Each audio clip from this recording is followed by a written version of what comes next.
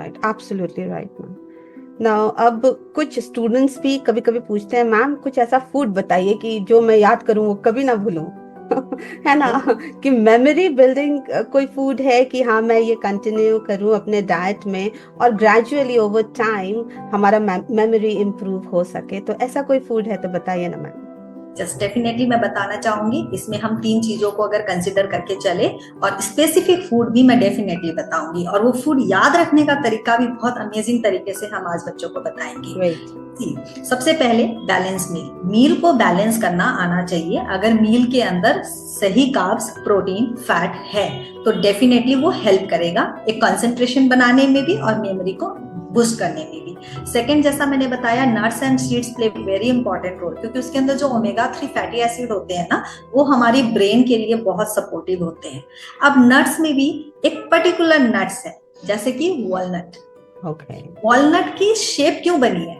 आप अगर उसको खोलोगे तो उसकी शेप देखिए, बिल्कुल ब्रेन जैसी है, बिल्कुल राइट? बिल्कुल। तो वो एक्चुअली ब्रेन के लिए ही होता है हेल्पफुल। बच्चों को सिर्फ अगर मैं 5 चीजें बताऊंगी, बाकी चीजें तो आई एम श्योर बच्चे इतने स्मार्ट है, वो लिस्ट अपने आप निकाल के आप ही को फॉरवर्ड कर रहे होंगे चैट बॉक्स में।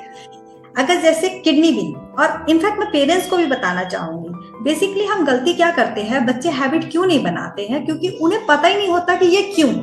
और पेरेंट्स कई बार क्या होता है ना, जैसा आपने बताया, वर्किंग पेरेंट्स है, पूरा दिन ऑफिस में और जगह इतना इन्वॉल्व होते हैं ना, वो ओवरलोडेड हो चुके होते हैं, तो उनको ज्यादा सवालों के जवाब देने का दिल नहीं करता।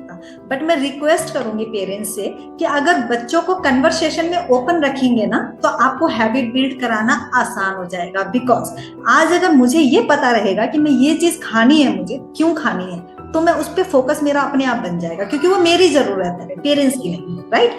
सिमिलरली, जैसे अगर सिंपल सी चीजें हैं, अगर आजकल आप देखोगे आई साइट का प्रॉब्लम बहुत आ रहा है, मोस्टली बच्चों को चश्मा लगा होता है, राइट? तो अगर बच्चों को आप ये गाइड करोगे, बेटा आपने कैरेट खाना है, और वो याद कैसे रहेगा कैरेट फॉर आइज? क्योंकि जब कैरेट को आप कट करोगे ना, उसके अंदर का पार्ट आप देखना, वो आइज की ही शेप होता है, उसके अंदर जो इमेज होती है ना, वो आइज की होती है। जैसे किडनी बीन्स है, अगर आप देखोगे तो जो किडनी का शेप है ना, सेम किडनी बीन्स का है, इसीलिए उसको किडनी बीन्स बोला गया है, और वाकई वो किडनी के हेल्थ में बहुत हेल्प करता है। ठीक है? तो इस तरीके से अगर हम बच्चों को वीकेंड्स में कर सकते हैं, नॉट एवरी टाइम, अगर वीकेंड्स में ऐसे एक एक चीज बच्चों को एक्सप्लेन करते हुए और उनको याद रह सके, इस तरह से आप एक्सप्लेन कर दोगे ना, ट्रस्ट मी, बच्चे दोबारा पूछेंगे ही नहीं कि इसका बेनिफिट क्या और हमें क्यों खाना है, बच्चे अपने आप खाने लगेंगे। बिल्कुल बिल्कुल। ये तो कमाल हो गया मैम। मैं तो बस सीख रही हूँ आपसे। बहुत अच्छा, बहुत वेरी इंटरेस्टिंग सेशन, मुझे बहुत अच्छा लग रहा है। कविता जी, ये तो पूरी लिस्ट आपको बच्चे खुद निकाल के भेजेंगे अब, क्योंकि बहुत सारे नेचर ने हमें ऐसे फूड दिए हैं जिनकी शेप एग्जैक्टली हमारे ऑर्गेन्स के साथ मैच करती है, और वो उसी के लिए बेनिफिशियल भी रहती है मैक्सिमम। Great great. अभी मैम देखिए ये कल्चर आ गया है कि बच्चा 1 साल 2 साल या 3 साल का होता है तो उसे सप्लीमेंट्स देने लगते हैं, कैल्शियम की गोली देने लगते हैं, विटामिन्स वगैरह, कुछ तो डॉक्टर सजेस्ट करते हैं due to some problem, that is a different scenario. Right. लेकिन कभी कभी मैंने देखा है कुछ पेरेंट्स को जो कैल्शियम की गोली खुद ब खुद देने लग जाते हैं ताकि बोन्स स्ट्रांग हो। तो ऐसे क्या एट वेरी अर्ली स्टेज ये विटामिन सप्लीमेंट्स और कैल्शियम टैबलेट्स क्या इंट्रोड्यूस करने चाहिए? देखिए कविता जी, इसमें मैं एक चीज जरूर बताना चाहूंगी। बेसिकली अगर हम बात करें विटामिन डी की, कई बार वो हमें देनी पड़ती है, बिकॉज आजकल बच्चों का सनलाइट के साथ एक्सपोजर ज्यादा है नहीं, और sunlight is the only best source हमारे विटामिन डी के लिए। तो विटामिन डी अगर एक्सेस में डेफिशिएंट है तो नो डाउट हमें उनको सप्लीमेंट देने चाहिए। Second thing is iron. अगर आयरन भी बहुत ज्यादा डेफिशिएंट है तो हमें कई बार आयरन सप्लीमेंट देने चाहिए, क्योंकि ये डायरेक्टली फोकस और कंसंट्रेशन को हैम्पर करता है अगर हम इस पे फोकस ना करें, ये बैलेंस ना हो तो। लेकिन जैसा आपने बताया कैल्शियम, सी अगर हम बीइंग पेरेंट्स बिना ज्यादा नॉलेज के और हेल्थ केयर प्रोफेशनल या डॉक्टर से कंसल्ट किए बिना अगर हम कैल्शियम दे रहे हैं तो चैलेंज क्या आ सकता है? कैल्शियम सिर्फ लेना इंपॉर्टेंट नहीं है, कैल्शियम की एब्जॉर्प्शन इज मोर क्रूशियल। अब उसके लिए हमें विटामिन डी भी सफिशिएंट होना चाहिए, मैंगनीज भी सफिशिएंट होना चाहिए, अदरवाइज कैल्शियम डिपॉजिट होना स्टार्ट हो जाता है बॉडी में, तो वो और ज्यादा प्रॉब्लम क्रिएट करता है। तो what I strongly recommend is कि जो भी कोई सप्लीमेंट्स देने हैं तो डेफिनेटली डॉक्टर से कंसल्ट करके ही देने चाहिए। और रही बात विटामिन एंड मिनरल्स की, तो ऑनेस्टली अगर हम बैलेंस डाइट पे फोकस करना शुरू कर दें तो मुझे नहीं लगता कि बच्चों को तो एटलीस्ट किसी सप्लीमेंट्स की जरूरत पड़े। I don't think so. Absolutely. लेकिन मैम जैसे हम लोगों ने कई सारे रील्स और यूट्यूब में भी देखा है कि आजकल की सब्जियों में और फिर फ्रूट्स में ये लोग कलर कर देते हैं या इंजेक्ट कुछ कर देते हैं, तो उस सिनेरियो में जो हेल्थ के ऊपर इम्पैक्ट पड़ता है तो उससे कैसे डील कर सकते हैं मैम? देखिए, इसके लिए तो मैं दो चीजें बता पाऊंगी। अगर पॉसिबल है, be organic, go for organic as much as you can. Second thing, I totally understand सब कुछ हम ऑर्गेनिकली अपने ही घर पे अपने ही खेतों में नहीं कर सकते हैं, दैट्स एब्सोल्युटली ट्रू। तो उसके लिए हमें थोड़ा एजुकेटेड होना है। सेकेंड इंपॉर्टेंट थिंग, इसमें नेचुरोपैथी में हम गाइड करते हैं कि जो भी हमने खाना खाना है ना, that should be seasonal and regional. ये अगर आप फोकस करो तो आप देखना, ये जो केमिकल्स वाली चीजें आती है, पेस्टिसाइड्स हाई साइड पे जाना, कलरिंग करना, ये चीजें कब होती है? जब मेजरली हमें डिमांड ज्यादा है और उसको हमें स्टोरेज करके 12 महीने सप्लाई देना है, दैट टाइम ये प्रॉब्लम आती है। तो अगर हम अपना फोकस रखें कि हमें सीजनल लेना है और जिस एरिया में हम है वहीं का फ्रूट वेजिटेबल्स पे हमने ज्यादा फोकस करना है, तो ये इशू थोड़ा काफी हद तक कम हो सकता है। एंड सेकेंड इंपॉर्टेंट थिंग, जैसा कि कोरोना ने हमें सिखाया, मोस्टली हम क्या करते थे, कोई भी सब्जी फ्रूट अगर लाते थे तो उसको एटलीस्ट कुछ घंटों के लिए हम पानी में, नमक वाले पानी में भिगो के रख देते थे। तो अभी भी हम इस कल्चर को फॉलो कर सकते हैं। बिल्कुल बिल्कुल, ग्रेट ग्रेट टेक अवे। और अब अगर फूड के बारे में और बात करें तो जो स्टूडेंट्स हैं उन्हें क्या फूड अवॉइड करना चाहिए ड्यूरिंग दिस एग्जाम टाइम? जैसे एग्जाम्स जब आते हैं तो कभी कभी, जैसा कि आपने कहा कि कुछ फूड हमारे लिए हेल्दी नहीं होते हैं, तो कौन से ऐसे फूड हैं जो बिल्कुल अवॉइड करने चाहिए specially during exam time?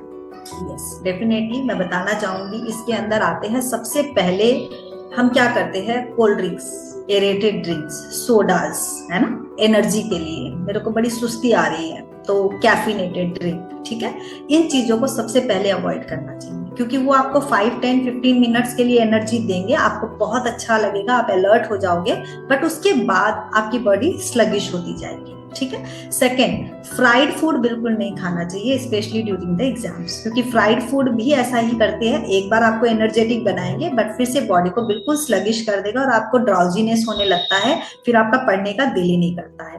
Third important thing, जितने भी हमारे इंस्टेंट पैकेज फूड है, नॉर्मली हम क्या करते हैं, पढ़ने बैठते हैं तो साथ में कुछ ऐसी स्नैकिंग के लिए चीजें रख लेते हैं, राइट। तो मैं पेरेंट्स से रिक्वेस्ट करना चाहूंगी कि इस केस में उनके लिए रीचेबल क्या होना चाहिए, हेल्दी आइटम्स। उनके रीचेबल में पानी होना चाहिए, डेफिनेटली, फॉर श्योर, ताकि उनको उस टाइम पे क्या होता है ना, जो चीज इजीली मिलती है वही चीज हम ग्रैब करते हैं। तो अगर आपने वहां पे हेल्दी नट्स, सीड्स या योगर्ट, ऐसी चीजें उनके इजी रीच में रख दी और पानी भी रख दिया, तो डेफिनेटली इन चीजों को कम भी किया जा सकता है। और ये जो चीजें मैंने बताई ये हेल्दी भी है उनके स्टडीज टाइम के लिए खास करके। तो processed food, instant food, sugary drinks, इन चीजों को एब्सोल्युटली अवॉइड करना चाहिए, स्पेशली ड्यूरिंग एग्जाम्स। ग्रेट। तो मैम अब ज्यादा वक्त मैं आपका नहीं लूंगी, मैं लास्ट क्वेश्चन पे पहुंच चुकी हूँ। तो मैम आपके तरफ से पेरेंट्स को कोई गाइडेंस, ताकि वो अपने बच्चे को फोकस्ड रख सके, हेल्दी रख सके, एग्जाम प्रिपेयर्ड रख सके, तो कोई गाइडेंस और कोई टिप्स अगर पेरेंट्स और स्टूडेंट्स दोनों को मिल जाए तो दोनों खुश हो जाएंगे। वैसे खुश तो वो आज के इस पूरे एपिसोड से हो जाएंगे, इतना ज्ञान उन्हें मिला है, तो बस जाते जाते थोड़ा सा टिप्स दे दीजिए मैम। जी डेफिनेटली, वैसे तो मैंने अभी जो चीजें बताई उसी को एक तरह से मैं रिकॉल कर देती हूँ। सबसे पहले बैलेंस फूड एंड सही टाइमिंग पे फूड करना, उनका मील हैबिट को बनाना, ये बहुत हेल्प करेगा ओवरऑल उनकी वेलबींग के लिए, नो मैटर वेदर वो एग्जाम्स का टाइम है या रूटीन टाइम है। सेकेंड, बच्चों को बेनिफिट्स पता होना चाहिए, साइड इफेक्ट्स भी पता होना चाहिए, तो कहीं ना कहीं वो अवेयर रहेंगे इन चीजों के लिए। वो अगर खाते भी है तो ऑटोमेटिकली धीरे धीरे उनका माइंडसेट चेंज हो जाएगा। और वो रिड्यूस कर देंगे अनहेल्दी चीजों को। थर्ड इंपॉर्टेंट थिंग, उनके रीच में जो चीजें रहती है वो ज्यादा वही चीजें प्रेफर करते हैं। तो घरों से अगर हम बिस्किट, नमकीन ऐसी चीजों को हटा के नट्स, सीड्स, योगर्ट और हेल्दी आइटम्स को अगर आप अपने फ्रिज में फुल कर दोगे तो डेफिनेटली बच्चे वही चीजें खाना स्टार्ट कर देंगे। And yes, one very important thing is conversation. Open conversation रखिए। अगर बच्चे जंक फूड ज्यादा खा रहे हैं तो बी अलर्ट, क्योंकि कुछ विटामिन्स, मिनरल्स की डेफिशिएंसी की वजह से भी समटाइम क्रेविंग्स होती है। जैसा कि शुगर पेशेंट को शुगर की क्रेविंग अगर होती है तो उनकी बॉडी में मैग्नीशियम डेफिशिएंट है, लेकिन अगर हम उस पर नहीं फोकस करते तो वो शुगर का इंटेक बढ़ता जाता है और धीरे धीरे मेडिसिन बढ़ती जाती है। तो बच्चों के साथ भी सेम चीज है। अगर आपके बच्चे ज्यादा, I am not talking about the moderation, but yes, अगर आपको लगता है बहुत ज्यादा नमकीन के शौकीन है या नमक की डिमांड ज्यादा है, means there has to be some deficiency. तो उसको थोड़ा ट्रैक कीजिए और फाइंड आउट कीजिए कि बॉडी में क्या डेफिशिएंसी है।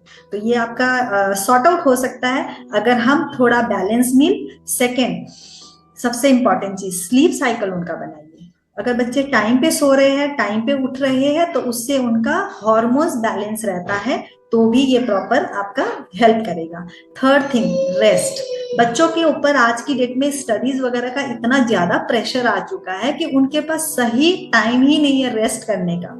तो रेस्ट के लिए भी आपको एक पर्टिकुलर शेड्यूल उनको देना पड़ेगा, टाइम देना पड़ेगा। इवन एग्जाम्स है तब भी वो भी बहुत हेल्प करेगा उनको हेल्दी रहने में और फोकस्ड रहने में। ग्रेट, बहुत बहुत शुक्रिया मैम, आपने तो आज कितनों की आंखें खोल दी, मुझे खुद नहीं पता। तो it was a very nice, very enlightening session and a great learning experience for me to being a parent. I think मैं भी, हाँ, कुछ चीजें मैं जानती थी, कुछ चीजें मैं नहीं जानती थी। तो definitely I try my level best कि मैं भी आपने जैसे बताया, जो गाइडेंस आपने दिया उसको फॉलो करूं और अपने बच्चों में, और बच्चों में क्यों, मैं खुद भी फॉलो करूं और मेरे घर के जो अन्य सदस्य हैं उन्हें भी कोशिश करूं कि उन्हें समझा सकूं, उनको कह सकूं कि आप भी इस गाइडेंस को फॉलो कीजिए।